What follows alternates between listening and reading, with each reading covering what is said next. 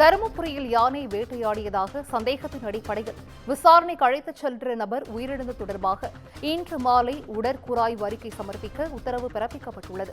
கூடுதல் விவரங்களை தலைமை செய்தியாளர் சிவா வழங்கிட கேட்கலாம். சிவா, வணக்கம். இது குறித்தான முழு விவரங்கள். தருமபுரியில் யானை வேட்டையாடியதாக சந்தேகத்தினுடைய அடிப்படையில் விசாரணைக்கு அழைத்து சென்ற நபர் மரணம் தொடர்பான வழக்கை சிபிசிஐடி விசாரணைக்கு மாற்றியுள்ளதாக தமிழக டிஜிபி தரப்புல உயர்நீதிமன்றத்தில் பதில் மனு தாக்கல் செய்யப்பட்டிருக்கிறது. ஏரியூர் அருகே ஏமனூர் வனப்பகுதியில் யானை கடந்த மார்ச் 1ஆம் தேதி துப்பாக்கியால் சுட்டுக் கொண்டு எரிக்கப்பட்ட நிலையில கண்டுபிடிக்கப்பட்டது.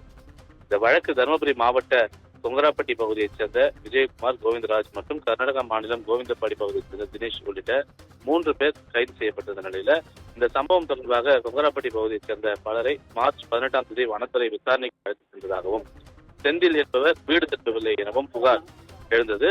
செந்தில் உடல் வனப்பகுதியில அழுகிய நிலையில நாட்டு துப்பாக்கியுடன் சரளமாக கண்டுபிடிக்கப்பட்டது. தன்னுடைய கணவனுடைய மரணத்தில் சந்தேகம் உள்ளதால் வழக்கை வேறு விசாரணை அமைப்பிற்கு மாற்ற வேண்டும் என்று தங்கள் தரப்பு மருத்துவரை கொண்டு மறு ஆய்வு பிரேத பரிசோதனை செய்ய வேண்டும் என கூறி செந்தில்குமாருடைய மனைவி சித்ரா தரப்புல உயர்நீதிமன்றத்தில் ஒரு அவசர மனு தாக்கல் செய்யப்பட்டது.